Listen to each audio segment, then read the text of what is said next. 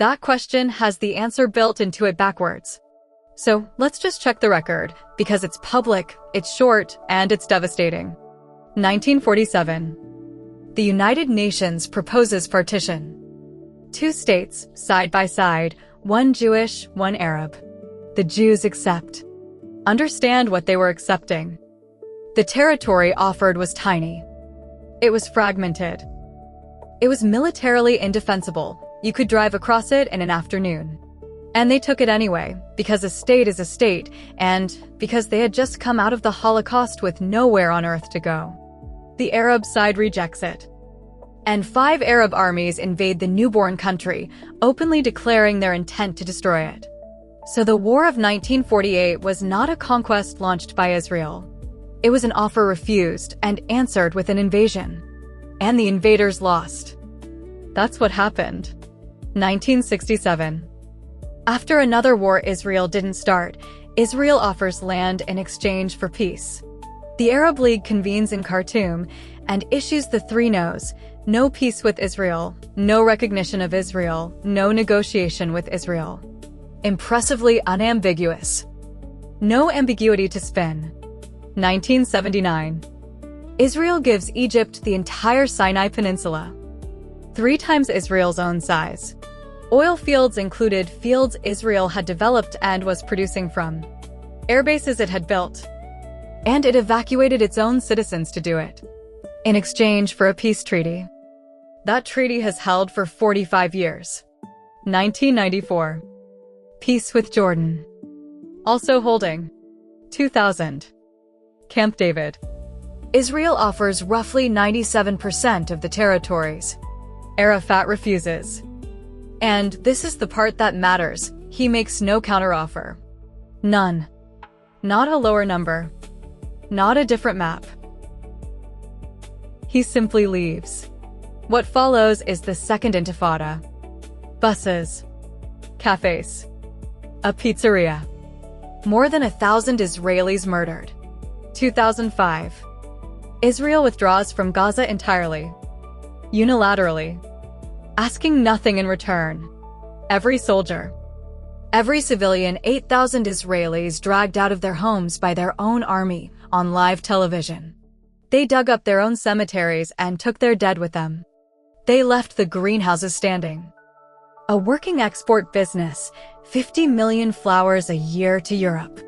The greenhouses were destroyed within 24 hours and the copper piping stripped out of the ground. Hamas was elected the next year and has not held an election since. And the aid money, more per capita than almost anywhere on earth, went underground into a tunnel network longer than the New York subway. Civilians aren't allowed in it. It was never for them. Now, every single time a real, sovereign Palestinian state was actually on the table, it was refused. Not haggled over. Refused. And each refusal was followed by violence. Once is a failed negotiation. 5 times is a policy. And they told us it was a policy. In 1977, Zuhair Mohsen, a member of the PLO's own executive committee, explained the strategy in an interview. The Palestinian political identity, he said, functions as an instrument for opposing the Jewish state. And accepting a 2-state solution would lower the bar. It would undercut the maximalist goal. Read that again, slowly.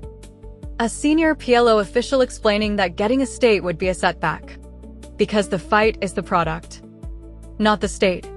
And here's the structural proof that he meant it.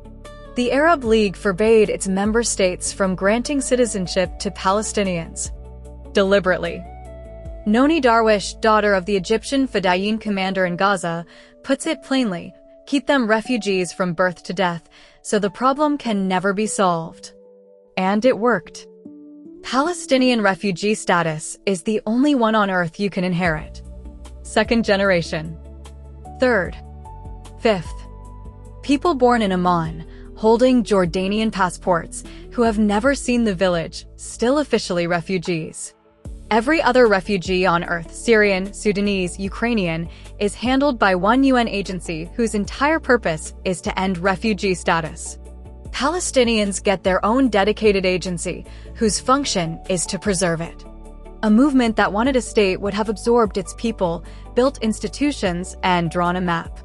Instead, when Arafat declared independence in 1988 and was asked where the borders were, his answer was, "Palestine is wherever there are Palestinians." That's not a country. Every liberation movement in history arrives with a map. Ireland had one. India had one. This one didn't, because a border ends the fight, and the fight was never the means. So the question isn't why Israel refuses. Israel has offered. Repeatedly. It has given land away, the entire Sinai, and gotten 45 years of peace for it. It has withdrawn unilaterally, asking nothing, and gotten October 7th. The Abraham Accords proved the same thing from the other direction. The UAE, Bahrain, and Morocco all made peace with Israel, and the sky didn't fall. The Arab world is entirely capable of peace with Israel. It's been doing it. The question is why no keeps winning. And the man who gave you the answer wasn't Israeli. He sat on the PLO Executive Committee, and he said it out loud in 1977, and nobody wanted to hear it. The fight is the product.